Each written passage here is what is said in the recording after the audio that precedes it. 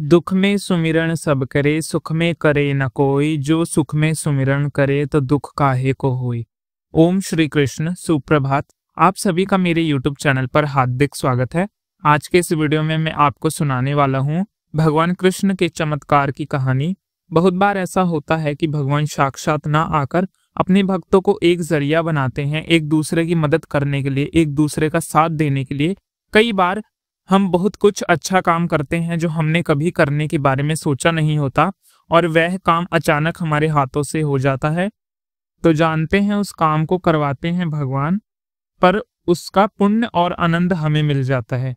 किसी की भी मदद कर, किसी का भी भला करोगे, मन में कितनी शांति लगती है, ना कितना सुकून मिलता है। ऐसा लगता है मन एकदम से हल्का हो गया। आप सभी ने कभी ना कभी ये महसूस जरूर किया होगा कि भगवान श्री कृष्ण ने, हमारे अनादि देव देवता ने हमें इस कार्य के लिए चुना है, इस कार्य को करने के लिए आज चुना है। इस कहानी में मैं आपको सुनाने वाला हूँ ऐसी ही एक सत्य घटना, भगवान कृष्ण के चमत्कारों की सच्ची कहानी। आप सभी को कभी ना कभी सुनने को मिल सकती है। कहते हैं वृंदावन में आज भी एक ऐसे आश्चर्य दिखाई देते हैं। कहा जाता है ऐसे संत भी हुए हैं जिनकी चमत्कारों के किस्से हमेशा चर्चा में रहे हैं। ऐसे ही एक चमत्कार है पागल बाबा का मंदिर, और इस मंदिर का निर्माण की कहानी पागल बाबा का मंदिर जो मथुरा वृंदावन के रास्ते पर स्थित है, इसके बारे में एक कथा प्रज्वलित है, जिसके अनुसार एक ब्राह्मण जो कृष्ण नाम लिया करता था, वह हर समय भगवान कृष्ण की भक्ति में लीन रहता था। उसे जितना भी मिलता, कुछ भी मिलता, वह उसको परम आनंद के साथ भगवान की खुशी समझकर उसे खुशी खुशी स्वीकार करता। इस तरह उसके दिन बीतते रहते। एक बार वह किसी साहूकार से पैसे लेने के लिए गया।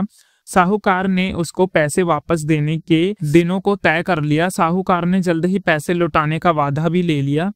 भगवान श्री कृष्ण का वह परम भक्त एक गरीब ब्राह्मण था। अब वादे के अनुसार हर महीने नियम से किस्त का हिसाब करके साहूकार को पैसे लौटाने जाता था। उसके बाद एक आखिरी किस्त बची थी जो कि वसूल करनी थी, परंतु वह उस ब्राह्मण से ना दी जाने के कारण साहूकार ने उसको मृत्यु का प्रमाण पत्र भेज दिया। पत्र मिलते ही वह गरीब ब्राह्मण परेशान हो गया। जल्दी से वह साहूकार के पास जाकर हाथ जोड़कर विनती करने लगा कि उसे कुछ और समय दे दो। वह उसके सामने गिड़गिड़ाने लगा, परंतु वह साहूकार नहीं माना और ये मामला अदालत तक पहुंच गया। ब्राह्मण पर मुकदमा दर्ज किया गया। अब ब्राह्मण ने जज से विनती करते हुए कहा कि हे जज साहब, मैंने इनके सभी किस्तों के पैसे लौटाए, परंतु मेरी एक ही किस्त का जो पैसा है उसी में देरी हो गई, मुझे कुछ और वक्त दिया जाए। ये सुनते ही साहूकार ने बोला कि ये झूठ बोल रहा है। अब ब्राह्मण ने जज से विनती करते हुए कहा, जज साहब, मैंने सारा ही कर्ज मुक्त कर दिया है। इस प्रकार बोला कि ये साहूकार झूठ बोल रहा है। ना तो मैंने कोई झूठ बोला है और ना ही मैंने कोई धोखा दिया है। गरीब ब्राह्मण के ऐसी बात सुनकर साहूकार को गुस्सा आ गया। अब वह ब्राह्मण को झूठा साबित करने की पूरी कोशिश में लगे हैं। जज साहब के सामने कहने लगा, जज साहब, ये बिल्कुल झूठ बोल रहा है। अगर इसने बाकी का कर्ज लौटा दिया है तो जिसके भी सामने लौटाया हो उसको भी अदालत में पेश किया जाए। इतना सुनने पर ब्राह्मण सोच में डूब गया, क्योंकि इसका कोई विवाद नहीं था। गूते एक ईमानदार व्यक्ति था और उसने बिना कुछ सोचे समझे साहूकार का बाकी कर्ज लौटा दिया। लेकिन उस समय कोई आसपास नहीं था, इसलिए इसकी गवाही देने के लिए कोई भी उपस्थित ना हुआ। इसलिए ब्राह्मण बड़ा परेशान मन ही मन अपने भगवान श्री कृष्ण को याद करने लगा। कहने लगा, प्रभु, मैं एक ऐसी मुसीबत में पड़ गया हूँ जिसका गवाह रूपी कोई नहीं है, जिसके गवाह रूपी सिर्फ एक आप हो। क्योंकि उस समय जब मैंने साहूकार को कर्ज का पैसा लौटाया तो उस समय कोई नहीं था, परंतु आप तो थे। आप मेरी मदद करो प्रभु। अब तो आप ही एकमात्र मेरा सहारा हो। केवल आप ही समस्या से मुझे बाहर निकाल सकते हो। ये साहूकार को एकदम झूठ बोल रहा था। अब मैं कैसे साबित करूं कि मैंने इसके बाकी का कर्ज लौटा दिया है? इस बारे में तो सिर्फ आप ही जान सकते हैं। इस बात का पता या तो मुझे है या केवल आपको है।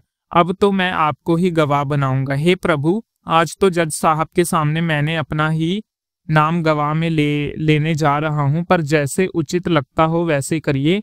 अपने मन में भगवान श्री कृष्ण से इस तरह से बातें करने के बाद उस ब्राह्मण ने गवाह के रूप में भगवान श्री कृष्ण का ही नाम लिया। जब जज साहब ने ये सारी बातें सुनी तो वह बड़े हैरान हुए, लेकिन बाद में ब्राह्मण से उनका पता मांगा गया। ब्राह्मण के कहने पर एक नोटिस बांके बिहारी के मंदिर में भेजा गया, क्योंकि जब भी कोई किसी के घर में नोटिस भेजा जाता है तो उसका पता जरूरी होता है। तो ब्राह्मण ने भगवान का घर श्री बांके बिहारी मंदिर बताया। बस फिर क्या था, ब्राह्मण ने बांके बिहारी के मंदिर का पता उस पत्र में लिखवा दिया।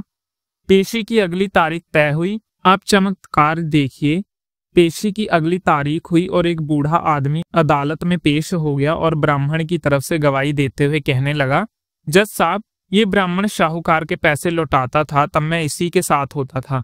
बूढ़ा आदमी रकम वापस करने की हर तारीख को उस बूढ़े आदमी ने अदालत में मुंह जवानी ही बता दिया, सब कुछ एक एक करके पता। और अब जज साहब ने साहूकार के खाते की जांच करवाई।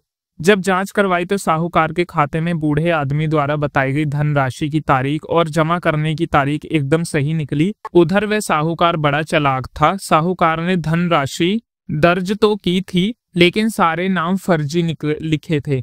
इस तरह से जांच करवाने पर पाया गया कि साहूकार झूठ बोल रहा है, वह गरीब ब्राह्मण निर्दोष था। जज ने इस बात के आधार पे ब्राह्मण को निर्दोष साबित कर दिया, लेकिन जज साहब अभी भी हैरान थे कि इतने सारी तारीख आखिरकार ये बूढ़ा व्यक्ति कैसे याद रख सकता है।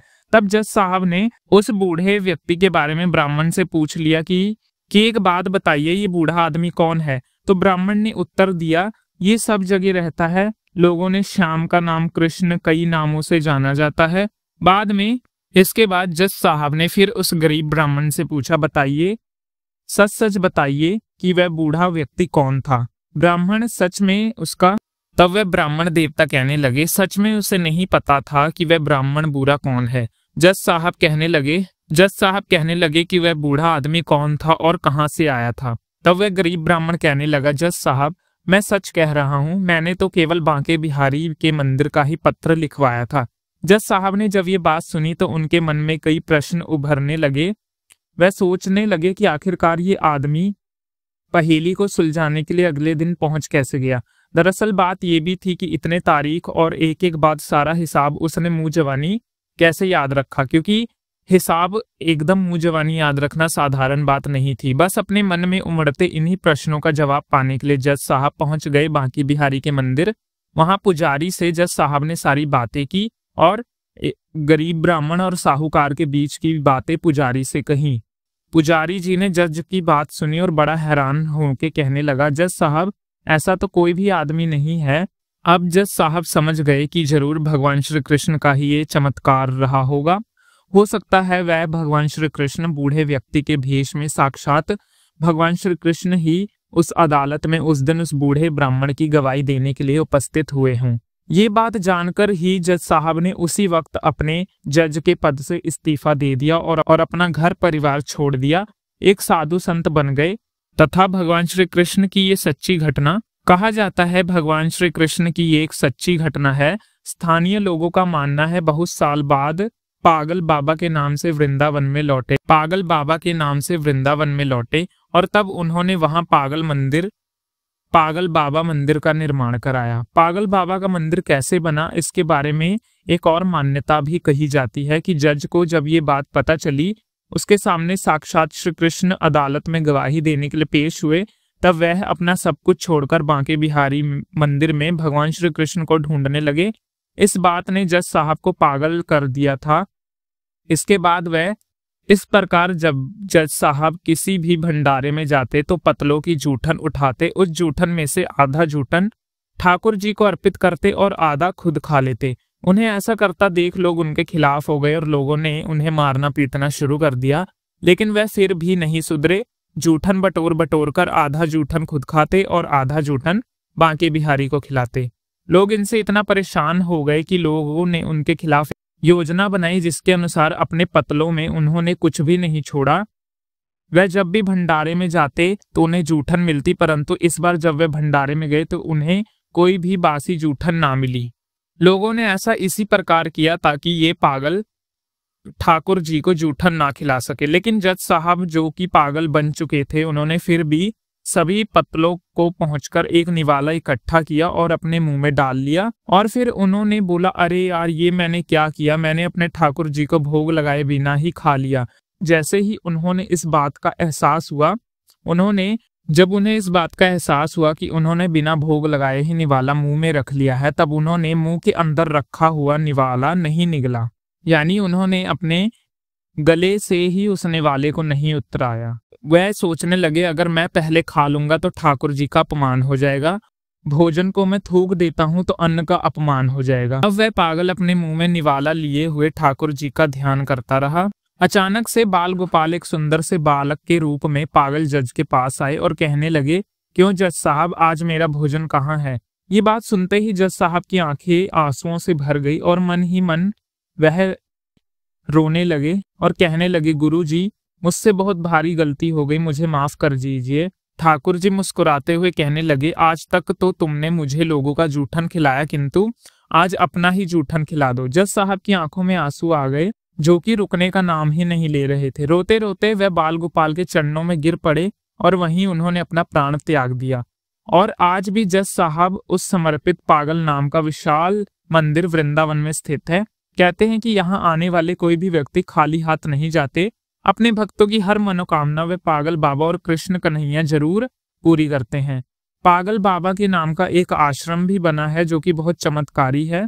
यहाँ आने वाले भक्तों को भगवान श्री कृष्ण के चमत्कारों का दर्शन होता है और सबकी मनोकामनाएं भी पूर्ण होती हैं। तो आपको ये वीडियो कैसी लगी, कमेंट बॉक्स में अवश्य बताएं। तो आशा करता हूँ कि आपको ये वीडियो अत्यंत ही अच्छी लगी है। तो कमेंट बॉक्स में जय श्री कृष्ण अवश्य लिखें और ऐसी ही चमत्कारों की कहानी जानने और सुनने के लिए हमारे चैनल पर यदि आप पहली बार आए हैं तो हमारे चैनल को सब्सक्राइब करें और इसी तरह से हिंदू धर्म प्रचलित व्रत त्योहारों की कथा सुनते रहने के लिए हमारे चैनल को सब्सक्राइब करें और हमारी वीडियो को ज्यादा से ज्यादा लोगों तक शेयर करें। धन्यवाद।